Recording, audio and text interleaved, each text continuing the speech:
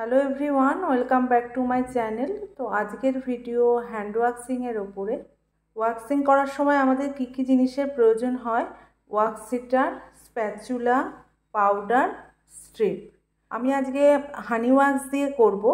Wax করার সময় আমাদের জেলের কনসিস্টেন্সিটা দেখে নিতে হবে যাতে এরকম ট্রান্সপারেন্ট থাকে, না হলে যখন ক্লায়েন্টের স্কিনে দেওয়া হবে তখন স্কিন বার্ন হওয়ার একটা পসিবিলিটি থেকে যায়। তো চলো ওয়াক্সিংটা শুরু করা যাক।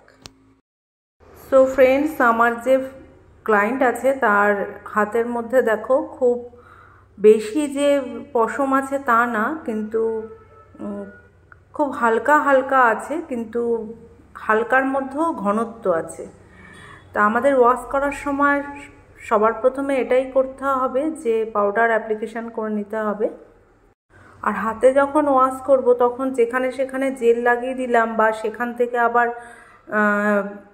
পশম তুলে নিলাম, তো সেটা আমরা যখন কমপ্লিট করি বা একটা অংশ যখন হাতের করি তখন বুঝতে পারি না যে কোন দিকটা ওয়াক্স আমরা করেছি বা কোন দিকটা হয়নি। তাই সব থেকে ভালো যদি হ্যান্ডকে 4টে পার্টে ডিভাইড করে নিতে পারি।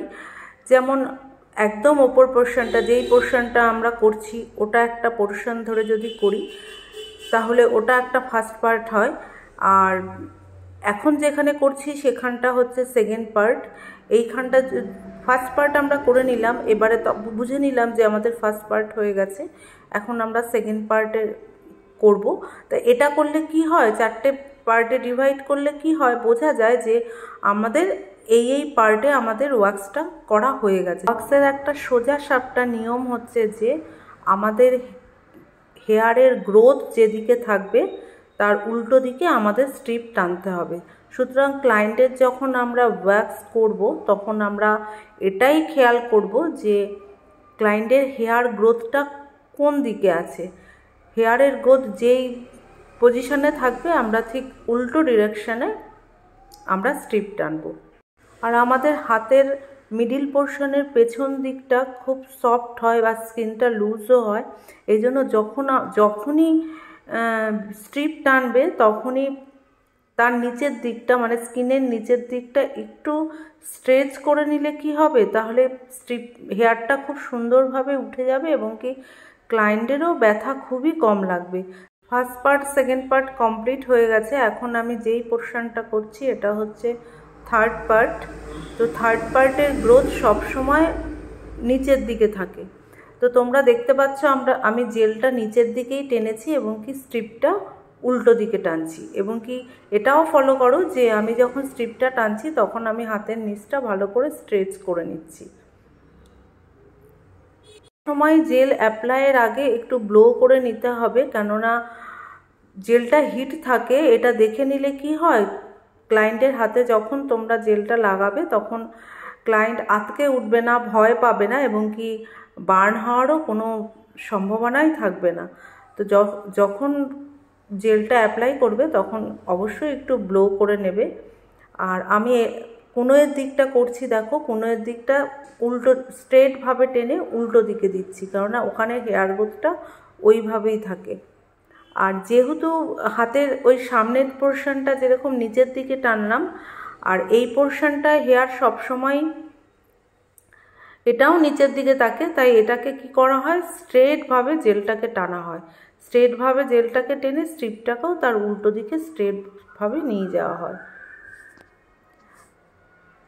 আর ওয়াক্সিং করলে একটা মজা আছে কি, ওয়াক্সিংয়ে ট্যান রিমুভ হয়, ওয়াক্সিংয়ে হেয়ারটাও রিমুভ হয়। তো আমরা ওয়াক্সের মাধ্যমে কিন্তু দুটো উপকার পাই, একটা হচ্ছে হেয়ার রিমুভ আর আরেকটা হচ্ছে ট্যান রিমুভ। এখন যেই পার্টটা করছি সেটা হচ্ছে ফোর্থ পার্ট। এই ফোর্থ পার্টে আমাদের খুব একটা হেয়ার থাকে না, তবে যেহেতু ট্যান রিমুভ হয় এই জন্য এই সামনের দিকে, হাতের সামনের দিকটাও জেল দিয়ে দেওয়া ভালো, কেননা এখানে যেহেতু স্ট্রিপ টানলে যে হালকা পশম থাকে সেটাও রিমুভ হয়ে যায় আর ট্যানটাও রিমুভ হয়ে যায়। এই জন্য এই ফোর্থ পার্টে সবসময় ভ্যাক্সিং করা হয়, কিন্তু অনেক ক্লায়েন্ট আছে আবার এই ফোর্থ পার্টে ভালোই হেয়ার গ্রোথ থাকে। তো আমার লেফট হ্যান্ড কমপ্লিট, এখন আমি রাইট হ্যান্ডে এসছি। সো যেভাবে আমি লেফট হ্যান্ডে জেল অ্যাপ্লিকেশন করেছি, আমি রাইট হ্যান্ডে একই প্রসেসেই আমি জেল অ্যাপ্লিকেশন করব, এবং কি তোমরা দেখতেই পাচ্ছ আমি সেই সেমভাবে ফার্স্ট পার্ট করেই আমি ওয়াক্স স্ট্রিপ টানছি। আফটার ওয়াক্সিং আমাদের প্রিকশন নিয়ে চলতে হয়, খালি ওয়াক্সিং করে নিলাম তারপরেই হয়ে গেল তাই নয়। যেমন ওয়াক্সিং করে আমরা ডিরেক্ট রোদে স্কিনটা না নিয়ে যাওয়াই ভালো, কেননা যখন আমাদের হাতে রোমকূপগুলো থাকে তখন রোদের তাপটা ডিরেক্ট স্কিনের মধ্যে লাগে না, কিন্তু যখন আমরা রোমকূপগুলোকে তুলে নিই তখন কি হয়, রোদের তাপটা ডাইরেক্ট আমাদের স্কিনের মধ্যে লাগে। তাই জন্য আমাদের এটাই করা উচিত যে যখনই আমরা ওয়্যাক্স করব তখনই আমরা সানস্ক্রিন মেখে বা ফুল ওয়্যার পরে আমরা রোদ্দুরের মধ্যে বেরাবো। এছাড়া শুধু ওয়্যাক্সিং করার জন্যই নয়, ওয়্যাক্সিং না করলেও সবসময় সানস্ক্রিন বা ফুল ওয়্যার পরে রোদ্দুরে গেলে কি হয়, আমাদের সান ট্যানটা খুব কম পড়ে। আর এখন সবাই জানে যে ওয়্যাক্সিং করলে কি করতে হয়, ওয়্যাক্সিং না করলে কি হয়, এগুলো এখন সবাই জানে। সুতরাং এই সান ট্যানের ব্যাপারটা নিয়ে কাউকে নতুন করে কিছু ইনফরমেশান দেওয়ার নেই।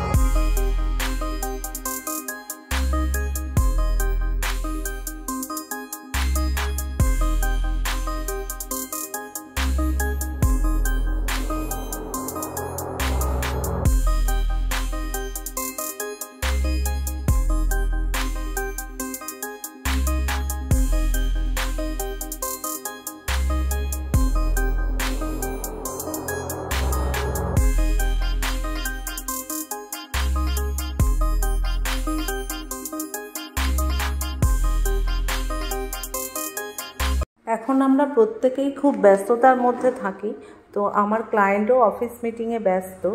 তো আমার ওয়্যাক্সিং কমপ্লিট, এবং কি যখন ওয়্যাক্সিং কমপ্লিট হয়ে যায় তখন আমি প্রথমেই যে দেখালাম ডেটল জল বা স্যাভলন জল, সেই স্যাভলন জল দিয়ে বা ডেটল জল দিয়ে হাতটা ভালো করে মুছে নিতে হবে, তার কারণ ওই জেলের চিপচিপা হাতটা যেন না থাকে। তারপরে কোনো বডি অয়েল বা মাসাজ ক্রিম বা কোনো পলিশার দিয়ে ভালো করে হাতটাকে মাসাজ করতে হবে। আমি যেমন পলিশার অয়েল দিয়ে হাতটাকে মাসাজ করে দিচ্ছি, কিন্তু যদি শীতকাল হয় তাহলে সেটা অ্যাবজর্ব করে ছেড়ে দেওয়াই ভালো, তাহলে স্কিনে নারিশমেন্টটাও ভালো হবে। আর যদি গরমকাল হয়, কেননা রোদের মধ্যে গেলে বা গরমের মধ্যে হাতে চিপচিপ করবে, তাই জন্য তখন সেটাকে আবার ভালো করে মুছে দিতে হবে। তো আশা করছি তোমাদের ভিডিওটা ভালো লেগেছে। তো যদি ভালো লেগে থাকে তো প্লিজ লাইক, কমেন্ট আর শেয়ার করো। তোমাদের লাইক অনেক মোটিভেট করে। হাতে ওয়্যাক্সিং করলে স্কিন খুব গ্লো করে, তো তোমরা দেখতেই পাচ্ছ স্কিনটা খুব ভালোভাবেই গ্লো করছে। তো প্লিজ সাবস্ক্রাইব করে দিও, আর পাশের বেল আইকনটাও দাবিয়ে দিও, যাতে আমি কোনো নতুন ভিডিও দিলে তোমরা সাথে সাথেই সেই নোটিফিকেশানটা পেয়ে যাও। তো আজকের মতো ভিডিও এখানেই শেষ করছি। Bye bye.